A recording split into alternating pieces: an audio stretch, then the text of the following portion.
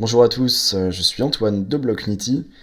Suite à la demande de beaucoup d'entre vous, je vais vous présenter plus en détail plusieurs Unix Data pour que vous puissiez mieux comprendre ces outils qui visent à vous faire gagner du temps dans vos prises de décision sur les marchés financiers et plus particulièrement sur le marché des crypto-monnaies. Alors vous pouvez accéder à notre site web sur unix-data.com. Et comme vous le savez, hein, les marchés sont souvent impitoyables, mais avec une bonne utilisation de ces outils, des Unix Data, vous serez toujours en avance sur le jeu. Je précise tout de suite les avantages dont vous disposez dans le pack premium d'Unix Data. Déjà, vous trouverez une dizaine d'indicateurs, d'outils d'analyse, d'indices, de stratégies, etc. Vous aurez des alertes en temps réel euh, via notre serveur Discord, où vous pourrez retrouver aussi notre communauté. Toutes les mises à jour futures des outils sont intégrées dans l'abonnement. Vous obtenez en plus de ça un rapport hebdomadaire qui est co-rédigé avec Paul et vous accédez à un support vraiment très réactif.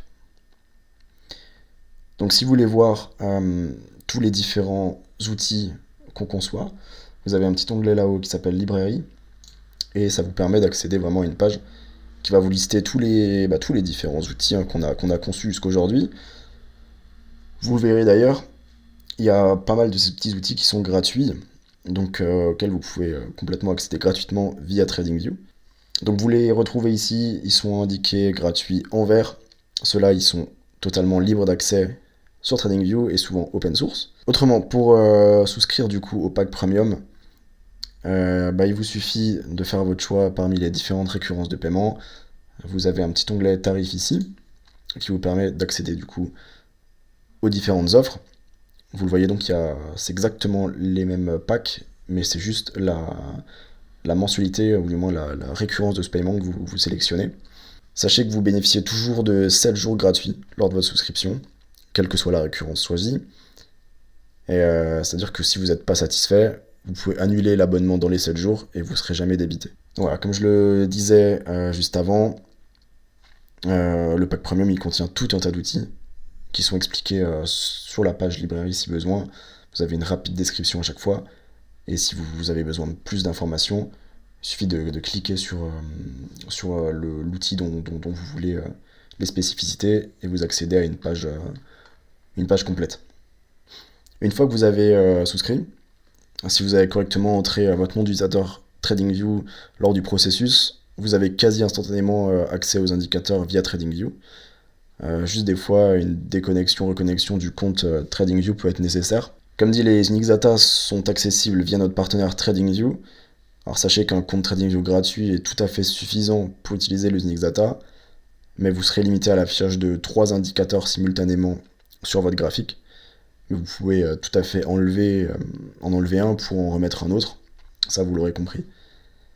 Donc maintenant, pour accéder à mes graphiques TradingView, il suffit de se rendre sur la page de graphique de TradingView. Alors par exemple, moi j'ai déjà une page ici d'ouverte avec un graphique TradingView. Alors je vais pas rentrer en détail sur l'utilisation de TradingView dans cette vidéo. Si vraiment je peux vous faire un petit tour d'horizon très rapide, tout en haut ici vous pouvez choisir le symbole. Donc ici on est sur une paire Bitcoin USDT, sur Binance. Vous avez les différents time frames ici, donc les unités de temps sur lesquelles vous voulez regarder votre graphique. En sachant que du coup les Unix Data sont plus orientés vers du moyen long terme, sur des perspectives, on va dire, d'investissement et non pas du trading purement actif. Donc je vous conseillerais toujours d'utiliser des unités de temps, plutôt sur du daily, sur du weekly, pourquoi pas, mais rarement plus bas que du 4 heures, en tout cas, pour les Unix Data. Après, sur mon axe de droite, je peux par exemple passer mon graphique en logarithmique. C'est souvent plus visuel pour de la crypto. Je peux faire tout un tas de choses. Je peux, par exemple, cocher cette petite option ici, Scale Price Chart Only. C'est souvent utile pour les indicateurs qui ont des bandes, ici par exemple, ou qui ont des niveaux qui sortent, qui sont très hauts ou très bas, parce que ça va permettre d'éviter d'avoir un affichage un petit peu écrasé. Vous voyez, si je le décoche ici, je vais avoir un affichage voilà, très écrasé au niveau de mon prix. Donc c'est bien de cocher cette petite option pour que ce soit vraiment euh, pour que la scale se fasse par rapport au prix uniquement. Ça permettrait une meilleure visualisation. Donc je le rappelle, elle est ici, vous faites un petit clic droit sur votre échelle, sur votre axe de droite, et vous pouvez cocher ça. Donc là, sur mon graphique, j'ai déjà un indicateur qui est prêt, qui s'appelle les Magic Bands. Il a été réalisé en partenariat avec Paul.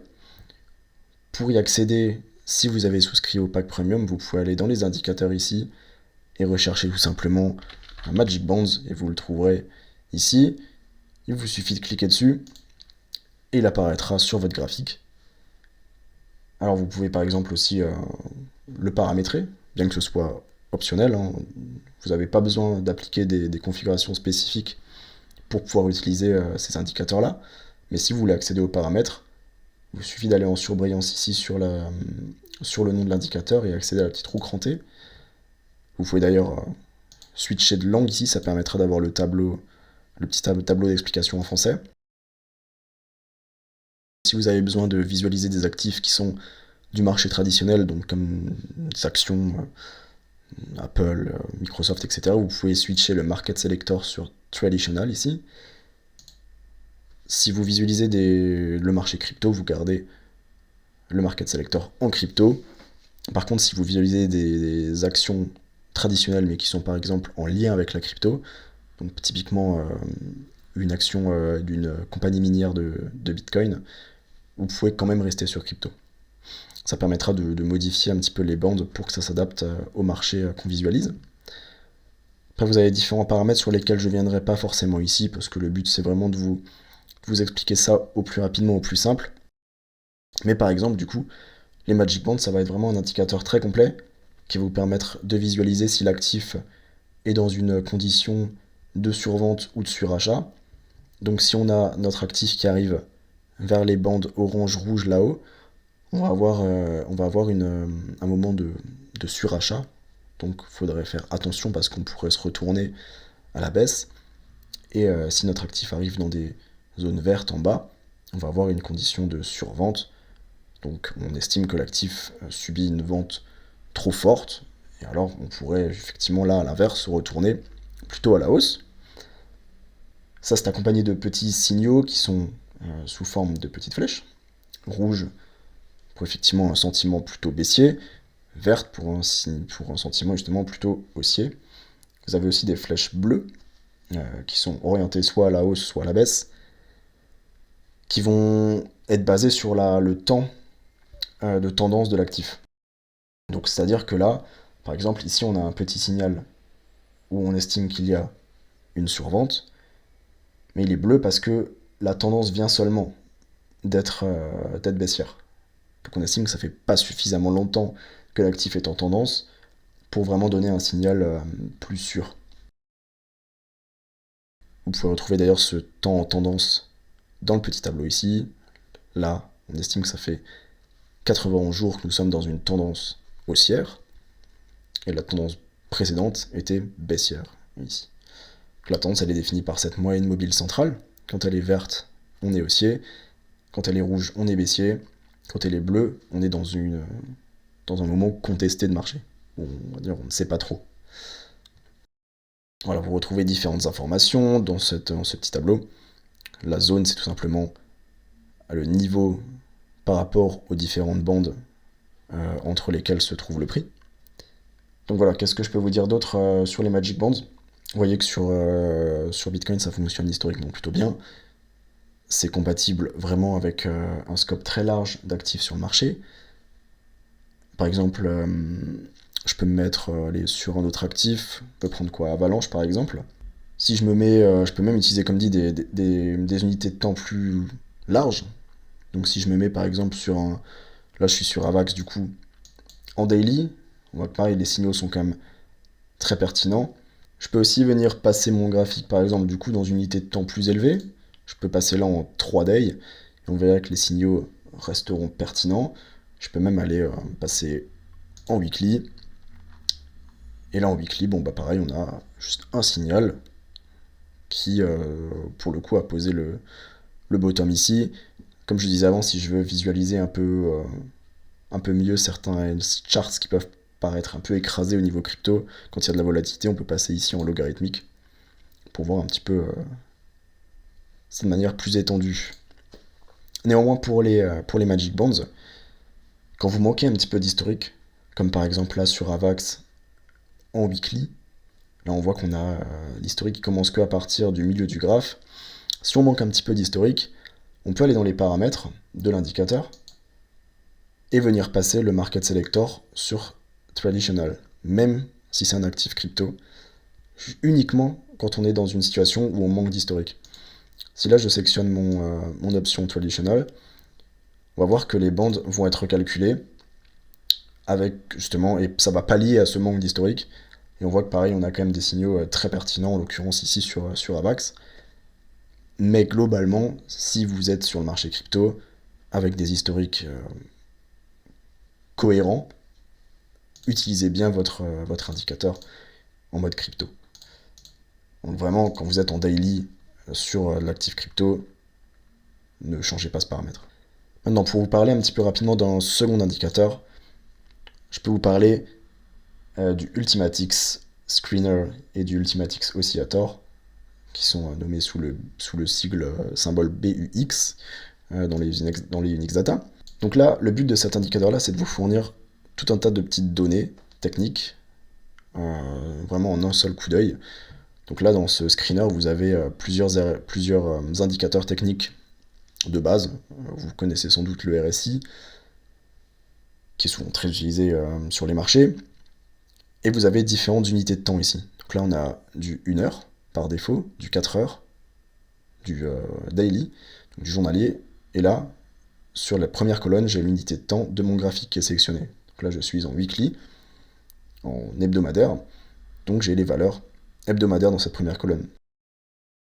Si maintenant je change d'unité de temps, cette colonne va aussi changer. Mais là, pour bien vous expliquer les différentes valeurs, je choisis une unité de temps qui n'est pas encore par défaut dans le tableau. Si vous voulez changer les unités de temps qui sont affichées dans les colonnes 2, 3 et 4, vous pouvez pareil aller dans les paramètres de l'indicateur et vous aurez ici les différentes timeframes que vous pouvez choisir de changer. Autrement, ce qui est intéressant dans les paramètres de cet indicateur-là, c'est par exemple du coup sur ce graphique du coup en hebdomadaire. Là, on est sur NIR. On voit qu'on n'a pas beaucoup de signaux. Parce que ça peut être... Du coup, on n'a même pas du tout de signaux d'achat. Donc en fait, il faut des fois un petit peu calibrer l'indicateur.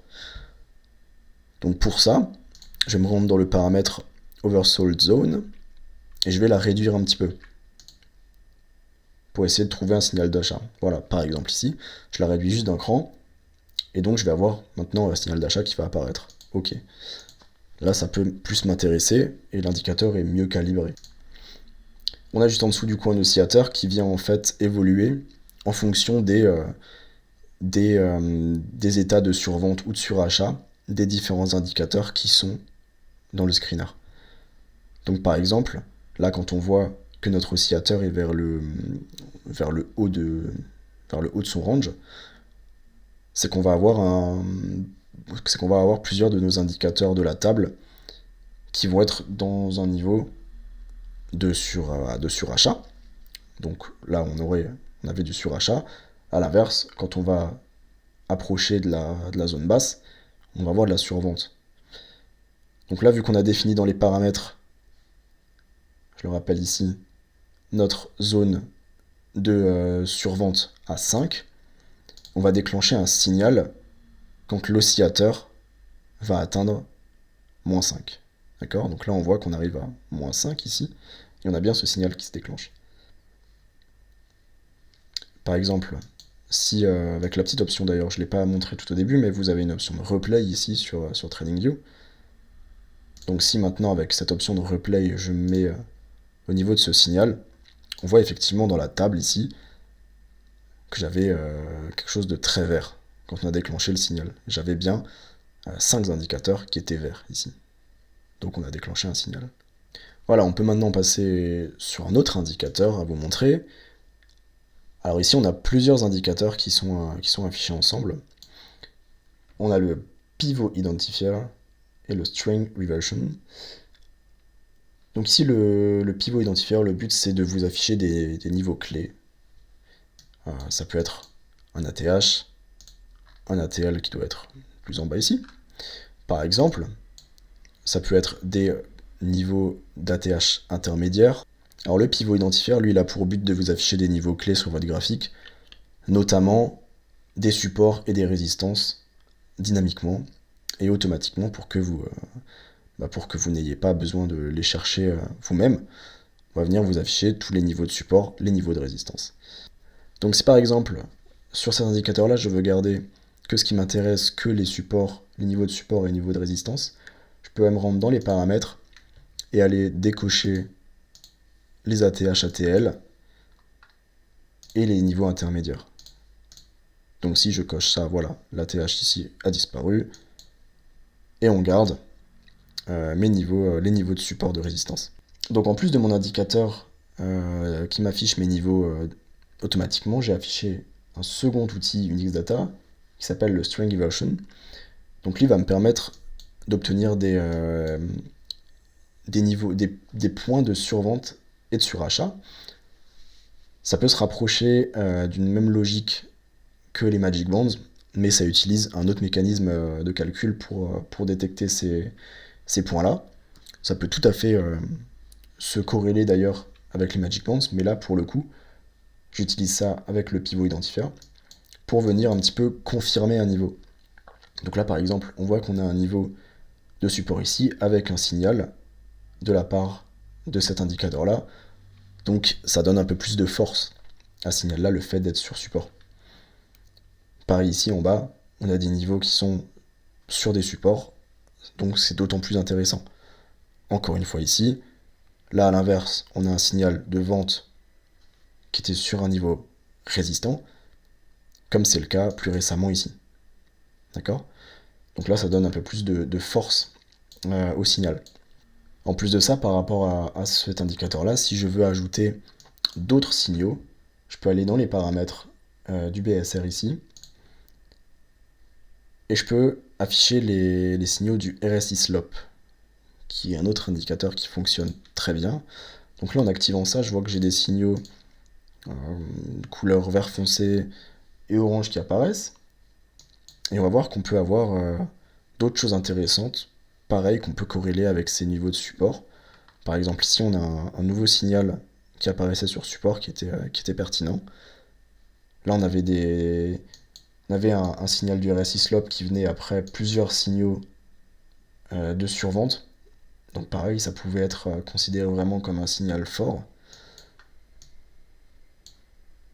Donc ça, c'est intéressant de le mettre. Vous avez à chaque fois de toute façon des petites infobulles qui vont vous expliquer un peu plus en détail, alors certes en anglais, mais qui vont quand même vous donner des informations sur la manière d'interpréter les différents signaux que vous pouvez trouver dans les paramètres. Et si vous avez besoin d'aide supplémentaire, de toute façon, vous n'hésitez pas à nous écrire directement sur notre serveur Discord. On est très actif, ou bien par mail, on vous répondra évidemment au plus vite. Passons sur un autre indicateur qui est le Bitcoin Cycle Synthesis.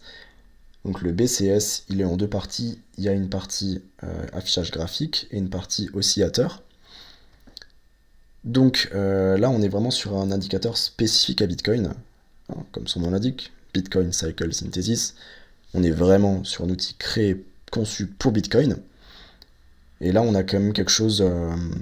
vraiment, c'est pour une vue à horizon plus long terme. C'est pour vraiment étudier la cyclicité de Bitcoin. Donc ça sert à rien de regarder ça en 4 heures. Là, par exemple, j'ai une chart qui est sur le BLX. Donc, le BLX, c'est un index qui permet d'avoir les données historiques vraiment dès le début de Bitcoin. Et je suis en vue hebdomadaire, d'accord ? Cet outil-là, il va nous donner beaucoup d'informations concernant la cyclicité de Bitcoin. Donc pour vraiment savoir mieux timer le marché, on va avoir déjà des signaux de top, des signaux de bottom, ok ? D'ailleurs, si jamais vous doutez d'un signal sur TradingView, n'hésitez pas à utiliser du coup cette fonction de replay pour venir voir si le signal est bien donné en direct et qu'il n'est pas qu'il n'est pas recalculé derrière. Donc chez nous, tous nos signaux sont toujours donnés en direct, d'accord? Vous pouvez par exemple vous placer juste avant le signal ici, lancer le replay, et vous pouvez voir que le signal est bien donné en direct et qu'il ne change plus après, quoi. Donc voilà, c'est signal de top, c'est signal de bottom, souvent très précis. On va aussi vous donner des confirmations de bear market, de bull market, qui sont définies par rapport à cette droite jaune, qui est une Kijun Sen mensuelle. Donc là, on voit que justement récemment, on a eu cette confirmation de bull market. Alors maintenant, à voir ce que va donner la suite. On avait eu par le passé une fois un faux signal ici qui avait été reconfiguré derrière, qui avait été, on va dire, faussé derrière par un signal inverse. On espère tous qu'on est bien cette fois-ci sur un vrai bon signal comme c'était le cas en avril-mai 2020. On a aussi les différentes dates de halving qui sont données. Donc c'est des dates forcément estimatives quand elles sont futures. On a après toutes sortes d'autres informations au niveau de l'oscillateur qui vont vous donner plus la tendance de fond de marché. Est-ce qu'on estime qu'on est dans un bull market? Est-ce qu'on estime qu'on est dans un bear market? Donc dans un marché haussier ou baissier. De toute façon, c'est assez visuel. Quand c'est vert, c'est plutôt bon signe. Quand c'est rouge, vous l'aurez compris. Autrement, on a quelques zones neutres qui sont indiquées en bleu. Et par exemple, on a intégré aussi récemment dans cet outil-là des bandes qui viennent vous donner aussi une idée du timing de marché. Donc pour ça, vous pouvez pareil, comme d'habitude, aller dans les settings ici, dans les paramètres. Et vous pouvez venir cacher tout ce qu'on a d'affiché ici. Donc là, on n'a plus rien à part nos petits signaux. Et je viens cocher mes cycle bands ici pour faire apparaître un autre indicateur intégré. Et là, on obtient du coup ces petites bandes qui ont été, pareil, historiquement très précises pour définir vraiment les zones hautes du marché et les zones basses. Donc là, on voit qu'aujourd'hui, on est plutôt dans quelque chose de neutre qui fait un petit peu office de résistance. Toujours dans l'optique de voir ce qui se passe dans la tendance de fond du marché, on peut voir ici des indicateurs, des outils qui sont en lien avec l'impression monétaire. Donc pareil, quand vous souscrivez au pack premium, vous aurez accès à tous ces outils-là. Donc moi j'aime bien les regrouper sur un même graphique pour vraiment avoir devant les yeux tout ce qui se passe au niveau impression monétaire. Donc là on a 3 indicateurs. Le Money Printer Index, le Central Bank Balance et la même chose mais au niveau des variations, donc sous forme d'un oscillateur. Donc là tout en haut on a un index sous forme d'oscillateur qui va nous donner, on va dire, le taux de l'impression monétaire. Donc quand on voit qu'on est tout là-haut avec une ligne bien verte, c'est qu'on est en train d'être dans une forte période d'impression. On le voit avec le Central Bank Balance ici, qui est en train vraiment qui est vraiment dans une tendance très haussière. Et on peut voir sur le prix que c'est vraiment le moment où on a eu ce fameux bull market. A l'inverse, quand là on va couper l'impression, c'était pas vraiment le bon moment. C'est pas le meilleur moment pour être sur les cryptoactifs. Donc là on voit qu'on était vraiment tout en bas du Money Printer Index, ce qui a marqué du coup notre bear market. Et là plus récemment, effectivement, on a eu de nouveau une hausse où ça s'est bien passé. Là actuellement, à très court terme, on est du coup dans une réduction de l'impression, mais on reste quand même dans une zone assez haute, donc à voir ce que ça va donner pour la suite. Et on a tout en bas du coup un autre oscillateur qui va lui regarder plus ce qui se passe au niveau de la variation de la courbe sur par défaut 7 jours, 30 jours, 90 jours. Et là pareil on voit que du coup au crash Covid on a eu une très grosse augmentation de l'impression sur 90 jours, même sur 30 jours, ce qui peut être un élément déclencheur. Donc c'est important, c'est intéressant du moins de le surveiller. Tout comme ici, on a eu vraiment, on voit qu'on a eu une grosse baisse de l'impression. Donc c'est des éléments qui sont intéressants à surveiller. Voilà donc pour ce petit tour d'horizon. Je vous rappelle rapidement tous les avantages que vous pouvez obtenir avec le pack premium.